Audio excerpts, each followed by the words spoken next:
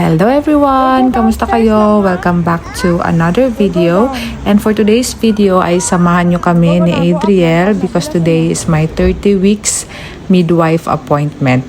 Pero ginawa ko to guys nung August 5 pa. So ayan, late upload ulit tayo. I'm so sorry guys. Pero yun nga, need natin i-upload kasi nga kaya nga ako nag-video for documentation and for memories na din para mababalikan ko siya in the future. So ayan, so kasama ko ngayon si Adriel kasi si Dada tulog galing night shift, and pag August is summer break dito sa amin. So walang pasok si Adriel kaya isama na natin siya para naman makatulog si Dada. And then 99 bus ang sinakyan namin kahit na malapit lang yung hospital is nag-bus talaga kami kasi nga si Adriel gustong-gusto mag-bus, and dito talaga siya sa taas. As you can see, kami lang yung pasahero dito sa taas. Then andito na kami sa hospital at dumiretso lang ako sa St. Paul's Wing kung saan nagpapa-prenatal check-up, and pupunta tayo ng 3rd floor. So nandun ang maternity unit or antenatal unit kung saan tayo magpapa-check up. So ayan, ang check up ko ngayon is as usual na midwife appointment, pag-check ng BP, and ito first time ko na ma-encounter itong ganito. I-check pala to kung merong presence of carbon monoxide ba yan, if I'm right, sa system mo.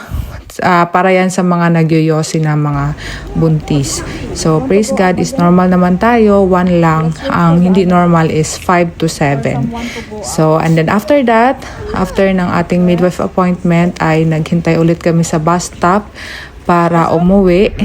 Kasi nga ihatid ko na si Adriel sa bahay. Na-mention ko kasi sa midwife na parang previous days, hindi ko masyadong nafe-feel yung movement ni baby, and then nagsuggest siya na kailangan kong tumawag sa maternity triage, at nung tumawag nga ako is pinapapunta nila ako sa maternity unit sa Gloucester. So late shift ako this day, kaya tumawag ako sa coordinator namin na hindi mo na ako makakapasok or di kaya malilate ako. Kung makaya is babalik ulit ako ng work basta malapit, maaga lang akong matapos dito sa aking check-up. So andito na nga tayo sa Gloucester kasi dito yung maternity triage. Dito na-check ng mabuti si baby. So dito tayo sa Women's Center and diretso tayo sa maternity unit. So dito din ako by God's grace, in God's time and God willing, dito din magle-labor soon. Kaya talaga, thank you Lord na nakakabisado ko na tong lugar na to para in case nga pag nag-labor na tayo is hindi na ako mawala-wala kung saan ako pupunta. Then pagdating ko sa maternity unit, inask lang nila ulit ako ng urine sample kahit na nagbigay na ako ng urine sample sa midwife ko kanina, pero yun talaga ata ang protocol every time na kikitain ka ng midwife is dapat may urine sample ka. Then fast forward, after ako ma-interview kung kailan ko hindi na feel ang movement ni baby, kung ano pa ba yung nararamdaman ko. So hinuk na nila ako dito sa CTG machine. So ayan, andito na ako sa isang cubicle na kung saan ako nakahook na sa CTG. So dito nalalaman natin kung ilan yung heartbeat ni baby, kung nagko-contract pa ako, and then yung movement. Itong blue na ito is pinipress to pag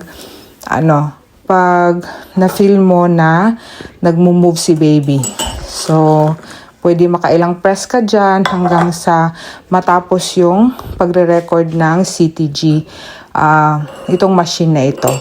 So matatapos itong CTG monitoring is kapag nakita ko na ulit daw yung name ko sa paper, so it means tapos na yung pagmamonitor. And then, I'm so blessed and grateful na na-experience ko to. Kasi parang hindi ko na-experience to kay Adriel during that time kasi pandemic. Kaya first time ko talaga na ma-experience itong CTG monitoring. Kasi nung nag-labor din ako sa lying in is parang wala din ganito.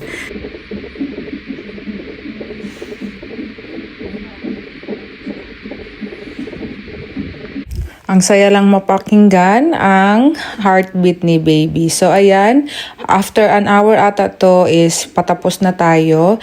And then after this is bumalik ako sa aking duty kasi tatapusin ko na lang yung aking late shift. So, parang dumating ako sa department nito ng 2:30 and then out ko ng 6:30. So, ayun lang muna guys for today's video. Salamat sa inyong pagsama and see you again in our next videos. Bye-bye and God bless.